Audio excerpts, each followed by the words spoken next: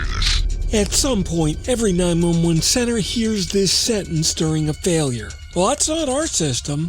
Yeah, it's not your network, it's not your responsibility, it's not your problem. Well, actually, it is. Today we're talking about vendor handoff problems, how accountability gets lost between contracts, interfaces, and finger pointing, and why in next generation 911, somebody else owns it is no longer an acceptable answer. And that's coming up next on TiPS, Today in Public Safety. Welcome to TiPS, Today in Public Safety, your go-to podcast for today's breaking stories and public safety news. Here's your host, Fletch, with today's tips. Welcome to TiPS, Today in Public Safety. This is Fletch. I'm a NENA certified ENP, and every Monday, Wednesday, and Friday, we take on some of the most important and sometimes a bit uncomfortable conversations in emergency communications. And today's topic is no different because it's not about technology failing, it's about ownership disappearing. This is what I call the vendor handoff problem, and if you work in a PSAP, an ECC, or any IT NG911 environment, you've likely heard this before. What the vendor handoff problem really is. Let's define it really plainly. The vendor handoff problem happens when a call fails, data doesn't arrive, location is wrong, audio drops, systems don't interoperate, and suddenly the call handling vendor says it's the network. The network provider says it's the originating carrier. The originating carrier says it's the device, and the device vendor just blames it on NG911.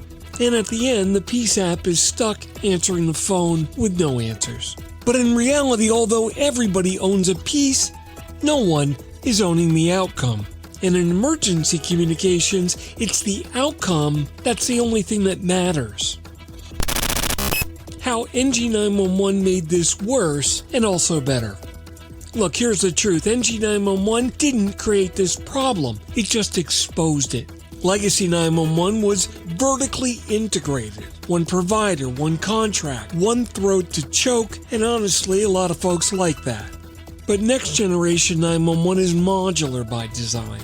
You've got the ESInet, call handling, GIS, logging, recording, and additional data, as well as AI tools and enterprise data feeds. Yeah, that's really powerful, but at the same time, it's also very dangerous without any governance.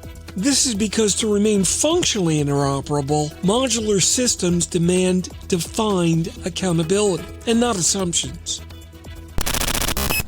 Contracts are not accountability. Look, here's a trap that many agencies fall into. We've got a contract, so we're covered.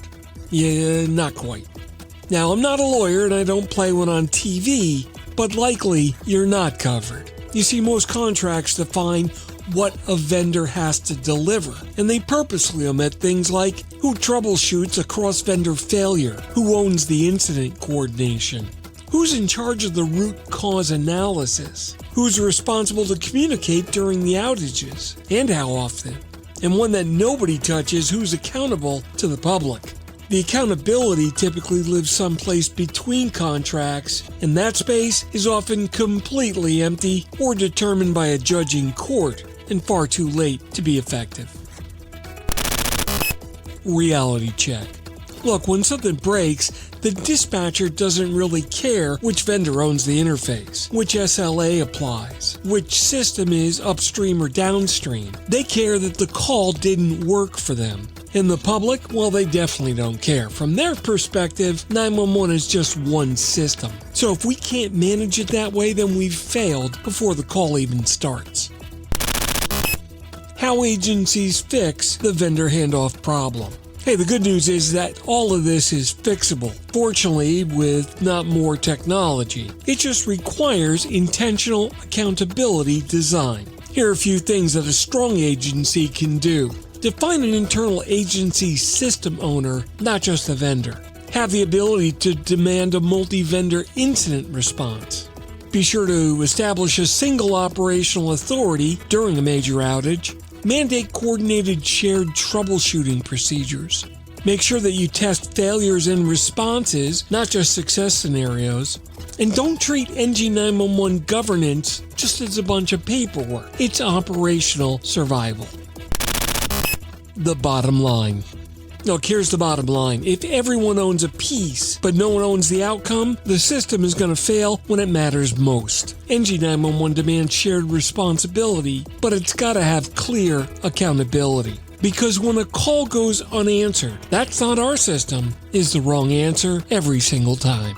That wraps up this episode of TiPS, Today in Public Safety. Thanks so much for listening. I hope we opened your eyes a little bit on your vendor management for your agency. For more updates and insights, remember to follow me on social media at Fletch911. Visit 911tips.com for a complete archive of previous episodes. My blogs are available at Fletch.tv, and you can find my professional work at Fletch911.com. Stay safe. Thanks so much for listening. And if you're in public safety, thanks for what you do every single day. We'll catch you next time. Take care. You've been listening to TiPS, Today in Public Safety, your go-to podcast for today's breaking stories and public safety news. Hosted by Fletch and available every Monday, Wednesday, and Friday. Catch past episodes on 911tips.com. Be sure to like and subscribe, and remember to join us each week for the latest on NG911. I am Spider Harrison, the official 911 voiceover dude. Catch me on Sirius XM on various channels, including 90s on 9, the 10 spot, and on the Weekend Countdown on Hits 1. Or don't regret it for the rest of your life. Either way, I'm good.